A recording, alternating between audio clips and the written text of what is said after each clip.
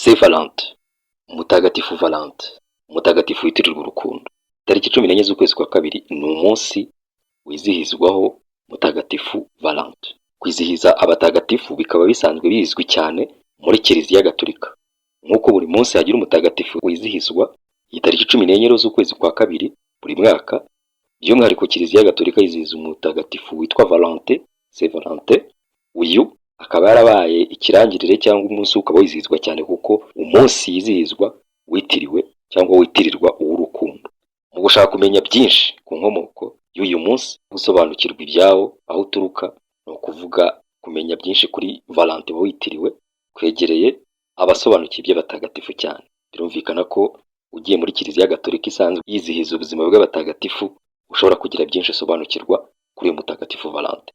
Muri urwo rwego, Padiri Valens Twagiramungu, padiri wa paruwase ya Rwankuba muri Arkidiocese ya Kigali, adufasha gusobanukirwa byinshi kuri mutagatifu Valentin, umutagatifu witirirwa urukundo, ndetse nuko abantu bagakwiye kwizihiza urwo rukundo muri rusange. Umva ibya mutagatifu Valentin. Tuvugiye no ku mateka ya mutagatifu Valentini cyangwa Valentin, umutagatifu bavugaho byinshi, bimwe ari byo ibindi ari amakabya nkuru.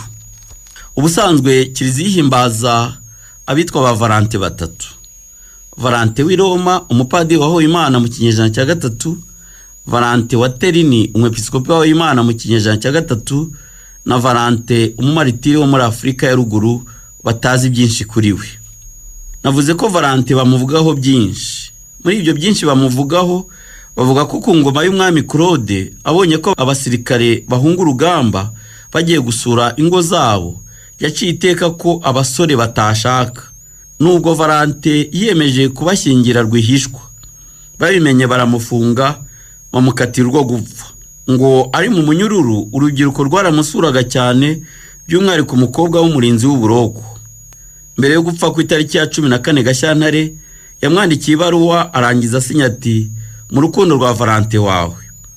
Iyo ni inkuru yahimbwe, nyuma bayitirira umutagatifu witwa Valentin kubera ko ahimbazwa ku munsi abapagani bahimbazagaho ikigirwamana cy'uburumbuke bashaka kuva mu gipagani. Reka tuvuge amateka nyayo ya Valentin duhimbaza none, atarimo amakabya nkuru. Muri 300 itotezwa rya Kiliziya rikaze cyane, Valentin wari umusaseridoti w'i Roma arafatwa. Umwami agerageza kumutesha ubukristo. Nuko Valentin ati: umenya ingabire y'agatangaza Imana yahaye abantu, ibaha umwana wayo, ntiwasubira gusenga ibyo bigirwamana by'amashusho ugira ngo usenge. Umwami ati: cyo nyigisha Yezu wanjye nkunde nzajye mu ijuru. Nuko Valentin ati: icya mbere ni ugusaba imbabazi z'ibyaha byawe, kuzisaba Imana y'ukuri. Icya kabiri ni ukwemera Yezu Kristo n'inyigisho ze zose. Icya gatatu ni ukwigishwa ukabatizwa. Umwami izo nyigisho zimujyamo koko, ariko rero ntiyemera, ari ugutinya ingabo ze n'abakuru b'Abaromani. Nuko umwami amuha umucamanza we mukuru ngo amujyane ajye kumurarana. Nijoro umucamanza yinjira mu buroko, mu kazu yari afungiyemo. Valentin aramwegera aramubwira ati: ufite umwana umaze imyaka 2 yarahumye. N'umukiza untegeke icyo ushaka cyose ndagikora. Umwana baramuzana, Valentin aramukiza.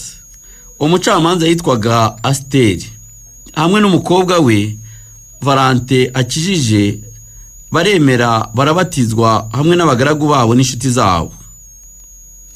Ababatijwe ubwo bari 44. Uwo mwana w'umukobwa Augustine yakomeje kwita kuri Padiri Valentin aho yari ari mu buroko. Nyuma Padiri Valentin yaje kumwohereza ubutumwa bwo kumushimira agira ati: warakoze uwawe Valentin, merci ton Valentin.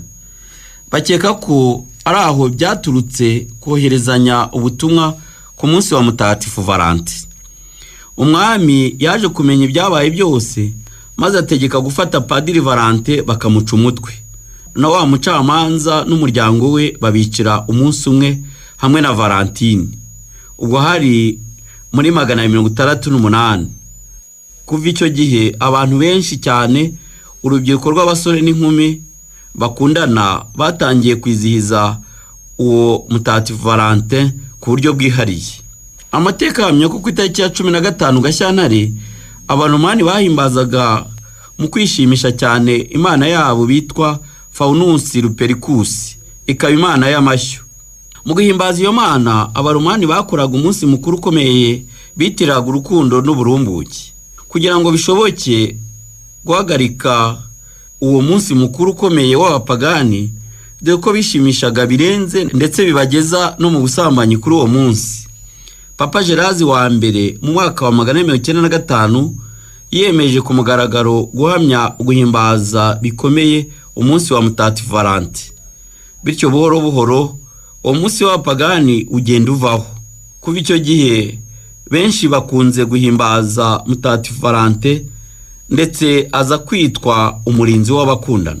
Natwe kwitonde tuzazasubira aho muri icyo gipagani kwakira urukundo nyarwo rwa Yezu Kristo. Nanjye nifuriza umunsi mwiza abahimbaza abatagatifu Valentin. Umunsi mwiza mwebwe mwese abakunda Imana, mwebwe mwese abakundana. Umunsi mwiza namwe mugishakisha. Ndabifuriza umunsi mwiza mwese kandi ndabifuriza kugira urukundo nyarwo, ariko Paulo mutagatifu atubwira agira ati: naho nagabiza abakene ibyo ntunze byose, naho nahari umubiri wanjye ngo utwikwe, ariko nta rukundo mfite ntacyo byaba bimariye. Urukundo rurihangana, rwitangira abandi, ntirugira ishyari. Urukundo ntirwirarira, ntirwikuririza. Ntacyo rukora kidahwitse, ntirondera akarakarwo, ntirurakara, ntirugira inzika, ntirwishimira akarengane, ahubwo rihimbazwa n'ukuri. Urukundo rwemera byose, rubabarira byose, rwizera byose. Urukundo ntiruteze gushira. Arakoze cyane Padiri Valens Twagiramungu. Ngayo nguko wumvise aho ibya Valentin byaturutse. Ni byiza ko umuntu yizihiza ibintu azi iyo biva. Katugumane kuri uyu muyoboro, ukora subscribe. Wowe wayikoze turagushimiye, kadusubira ubutaha.